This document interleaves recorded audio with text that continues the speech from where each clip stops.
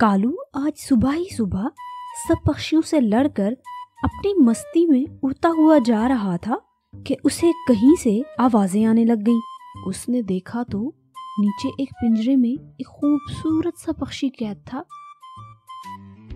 कोई कृपया करके मेरी सहायता कर दे, मुझे इस पिंजरे से निकाल दे। उसके बदले में मैं उसे एक बहुत ही काम की बात बताऊंगी।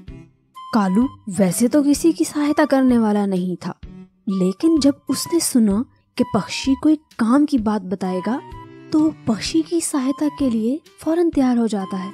कालू पिंजरे के पास आकर बैठ जाता है।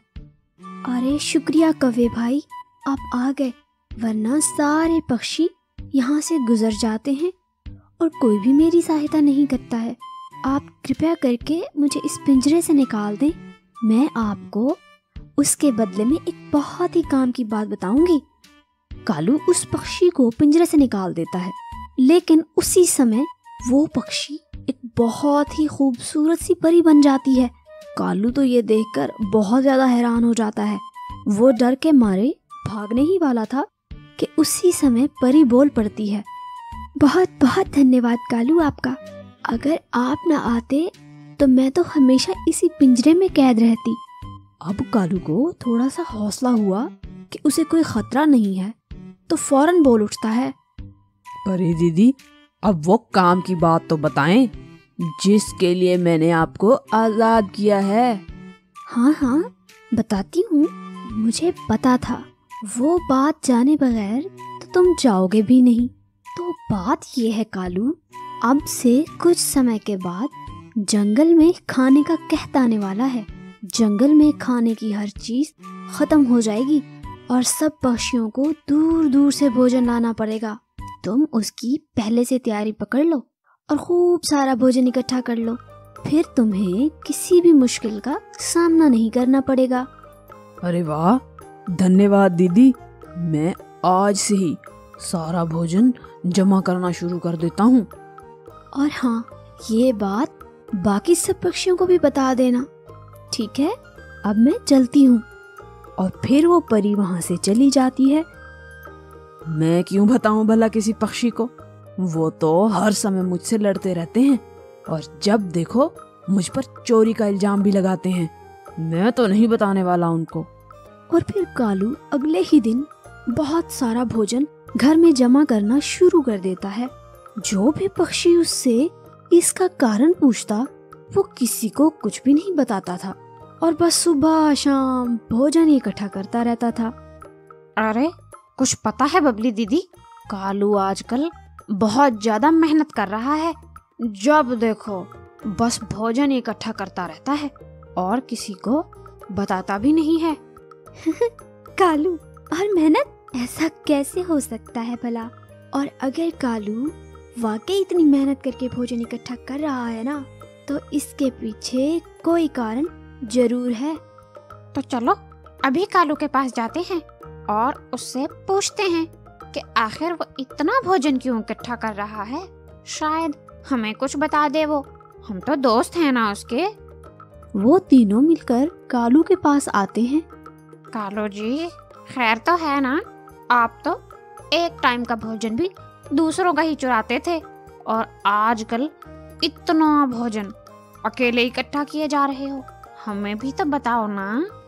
कालू को तो परी ने बोला था कि वो सब पक्षियों को जरूर बताए, लेकिन कालू कहाँ किसी का फायदा देख सकता था, इसीलिए कालू ने उनसे झूठ बोला।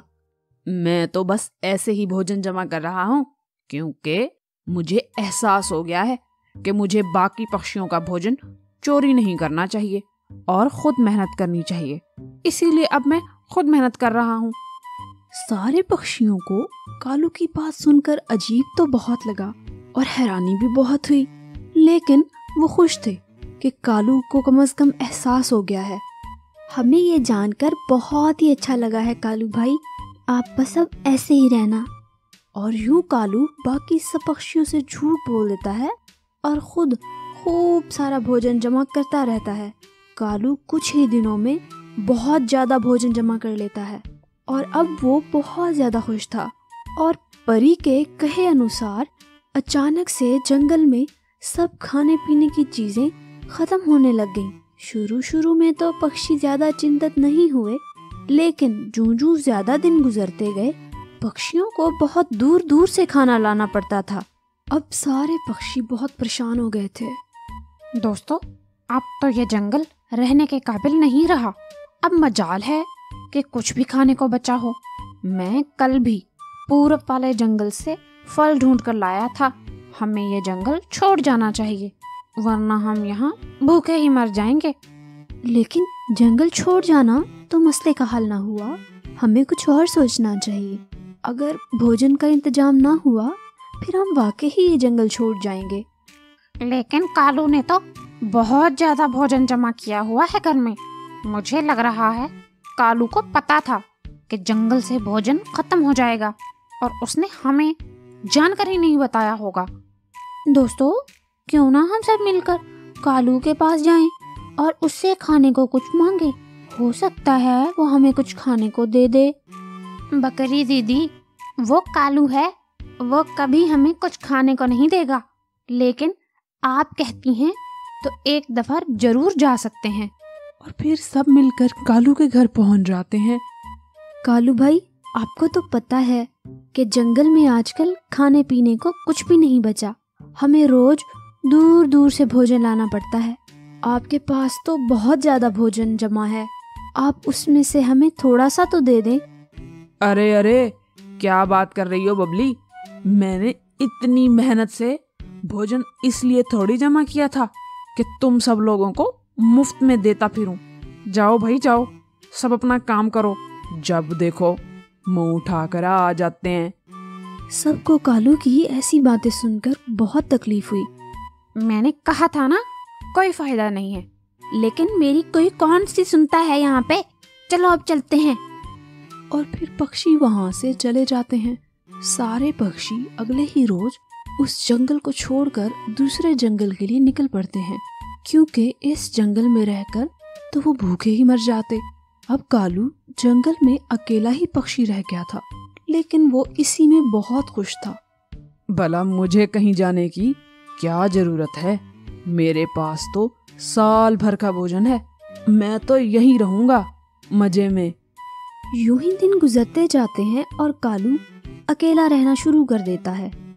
वो बहुत ज्यादा खुश था, लेकिन एक दिन अचानक कहीं से काले बादल आ जाते हैं, जिनको देखकर ही लगता था कि वो खूब बरसेंगे और बहुत जोरों की बारिश शुरू हो जाती है। कालू अपने घर में बैठा मजे से बारिश एंजॉय कर रहा था, लेकिन उसे क्या पता था कि वो बारिश तो कालू के लिए ही आई थी। और फिर बारिश होती रही और जंगल में हर तरफ पानी ही पानी हो गया और साथ तेज तूफान भी आ गया। तेज तूफान ने कालू का सारा घर उड़ा दिया और जो कालू सारा भोजन जमा करके बैठा था वो भी पानी में चला गया। कालू का जमा किया हुआ सारा भोजन उसकी आंखों के सामने पानी में बह गया और वो कुछ भी नहीं कर सका। अब कालू बारिश में बैठा भीग रहा था और सोच रहा था कि काश उसने सब पक्षियों को भोजन दे दिया होता तो आज उसके साथ ये सब ना हो रहा होता। हमें इस कहानी से सीख मिलती है कि वक्त चाहे अच्छा हो या बुरा, लेकिन हमें अपने दोस्तों का साथ देना चाहिए और उनकी सहायता करनी चाहिए।